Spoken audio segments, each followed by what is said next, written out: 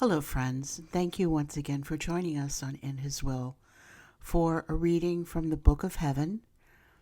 Today's reading is from April 4th, 1938, in Volume 35, and it talks about how God created the necessity for His will within the creature, that's us, and how we couldn't live without it.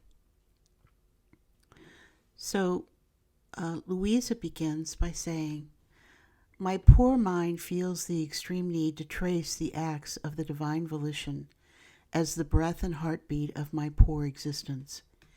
If I didn't do so, I would feel as if I were losing the air to breathe, the heart to beat. My God, how can anyone live without the air and the life of your will? It seems impossible to me. And my sweet Jesus, visiting my little soul, all goodness told me, my good daughter of my will, my love was so great in the creation of man that I gave him my will as his own primary life and his absolute necessity, to the extent that he couldn't do any good without it. The earth cannot produce anything without water, since water is like the soul of the earth. But without the sun, that fundicates, purifies, and embellishes the earth with its light and heat, the water would serve only to make the earth moldy, rendering it like a muddy sewer that would release a contagious air capable of infecting the earth.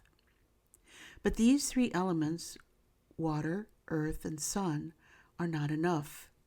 Seed is needed to produce from the earth the most beautiful blooms, plants, and fruits that delights the farmer and form the food for all the human generations. You see, if only one of these elements was missing, the earth would be so sterile, gloomy, and obscure as to be frightening.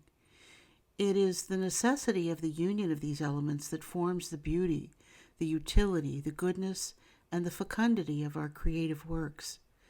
Separated, they can be harmful and noxious. To the poor creatures united, they can do a world of good. In the same way, I created the strong necessity of my will in the creature. I created the soul like water for the earth that had to flow more than water in the earth of the body. I created my will in it like sun, light and heat that had to vivify, fecundate, and embellish it, but with so much beauty as to continuously enrapture us for love of her. Then, just as the farmer throws the seeds into the earth to make it produce, my will assumed the commitment of throwing many divine seeds into the creature that had to rise like many suns, one more beautiful than the other, to produce blooms and celestial fruits that had to serve as food for the creatures and even as food for the Creator. For our food, our life is our will. Do you see then the necessity of the union of acts which, like seeds, are formed by the creature?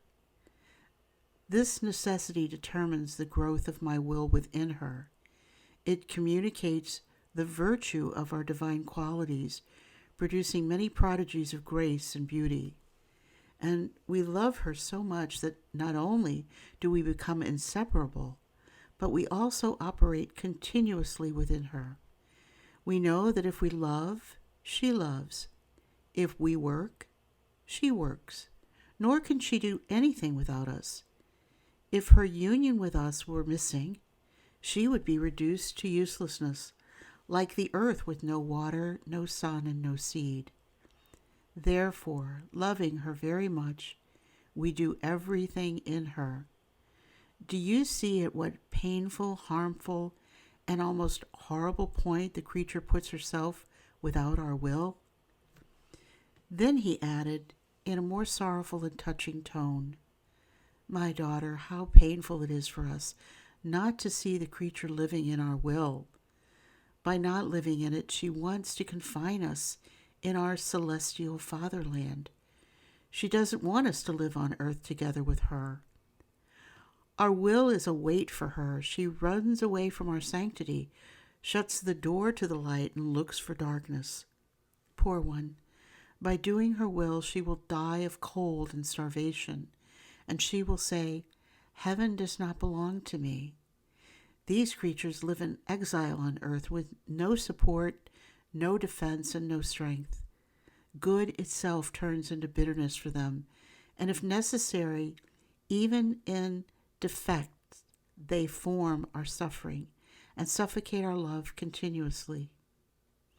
The love of our will is such that every word or knowledge that it manifests about our volition is a divine life, and not only that, but a new life, each one different from the other, new in sanctity, in beauty, and in love.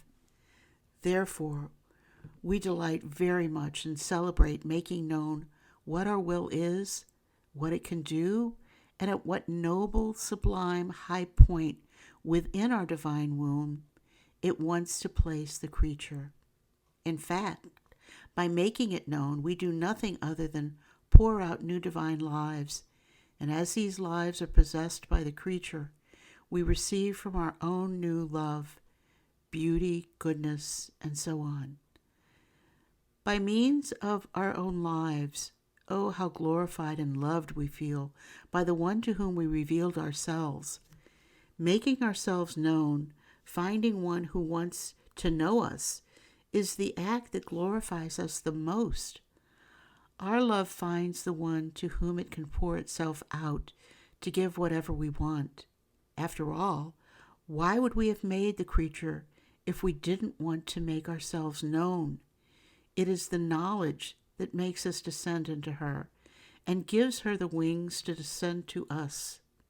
So when we see you yearning to know more about our will, we immediately prepare for you the most beautiful surprises of our omnipotent fiat, not just to let you know, but to give you the good we reveal to you. After this, he added, all moved, "My daughter, the one who lives in my will, is the creature desired by everyone, because all feel loved by her. Her love runs to all, embraces all, places itself in the hearts of all, to make us loved by all. Even the most tiny, I love you, I adore you, I bless you of the creature who lives in our holy will, has the right to be enclosed within all. Even the saints and the angels feel honored to give a place within themselves to the most tiny, I love you, from this fortunate creature, and so they love us with this I love you. What will not be her joy when she comes to the celestial fatherland and will see her I love you in all the blessed who love her God? All this happens in the most simple way.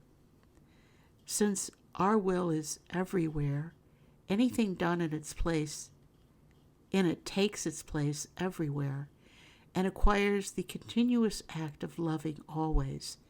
Therefore, even the sun, the heavens, the stars, the entire creation will possess these acts in order to love us and bless us. Dear ones, I hope this reading will inspire you, will encourage you, and will be a wonderful meditation about the necessity of living in God's will. In the name of the Father, and of the Son, and of the Holy Spirit.